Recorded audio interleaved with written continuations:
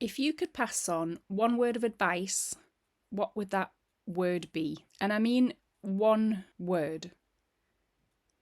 So I think I'm dyslexic, so I've always had a bit of a love-hate relationship with words and language, but a single word can really pack a punch. With one word, you can evoke a memory, bring comfort, hope, motivation. So while you're mulling that over, I'll tell you why I'm asking.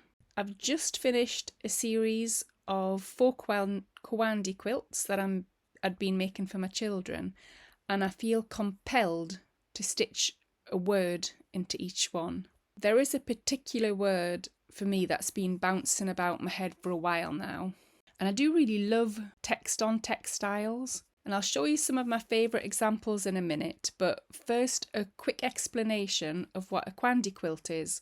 A kwandi quilt, traditionally made by the Siddi people of Western India and Pakistan.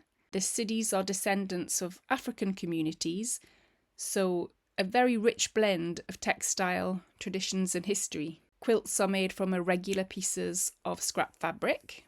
They would make it with clothing, especially saris. Here in my little sampler demonstration, I'm using some hand-dyed scraps that I have. Fabric is usually torn rather than cut, but I have been doing both. And then they're densely stitched together. So these corner pieces, it's a square folded twice to make a triangle. If the pronunciation's right, it's called a phula, P-H-U-L-A-S. And the meaning of this word is a flower. And they're not just decorative, they're also symbolic of blessings and prosperity. And really it's the signature of a finished quilt. And what also is unique about a kwandi is that they are made from the outside, stitching inwards. So there's no strict pattern, little measuring, small stitches on the top and larger stitches underneath. The first row would look like this, and then you go round and round and round. You arrive at the middle and you have a finished quilt. On this piece I've decided to stamp the word sincerity. That feels brave and lasting rather than performative or polished. It's not the word I'm going to use on the big kwandi pieces, but I like sincerity. To me it means you do you. So here's some of the footage of my kwandis in the making. I used cheats for the backing and added some large stitches first to hold the batten and the backing together. And I tried to incorporate a few design ideas I'd seen in other kwandi quilts. So things like symmetrical corner pieces, or the sections of tiny squares arranged against a larger background fabric. I definitely recommend that you look up kwandi quilts on Pinterest and that you feast your eyes. But for the moment, let's get back to words on textiles. So there's so much out there, but here's a few of my real favourites. My coup de cœur. This one I saw on Instagram, a long time ago, probably over a year ago, on this account. Absolutely stunning quilt. It's hard to get a close-up look at it, but it looks like it's got embroidery and applique, and is even a community quilt. I know very little about it, except it does say Grenfield Memorial Quilt, and that was a tower where there was a huge fire in 2017. 72 people lost their lives.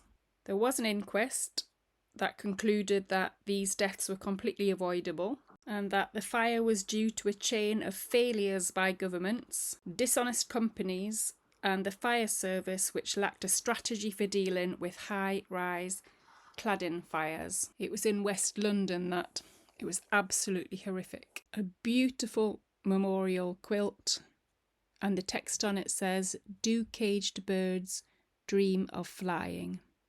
There's a lot of text-based textile work on this Instagram page, so definitely go and have a look. Then completely different, there are the amazing embroidered scrolls of Lorena Bueller. So she finds herself in a Great Yarmouth Workhouse on what they call the lunatic ward. And it looks like she was put there by a brother, but I'm not quite sure of the reason. But anyhow, while she's there, she embroiders these enormous letters. I mean, one of them is over 4 meters long and just stuffed full of capital letter texts with accusations, grievances, insults, memories, social commentary. The So What podcast was really interesting because it gave a lot of context for this piece. And there was also a really good article on Frayed, Textiles on the Edge, which is a blog. They explain things like this extraordinary line where she writes, I, Lorena Bueller, was examined by Dr. Pinching of Walthamstow and found to be a properly shaped woman. What do you think she's talking about there? I mean, it's just so fascinating. Go and have a listen. It looks so modern to me. She just completely hijacked embroidery, which would have been associated with silence and obedience and floral motifs and alphabets and biblical verses. All this social conformity that she just exchanged for resistance and self-expression. I just love that she didn't reject this kind of feminine art form.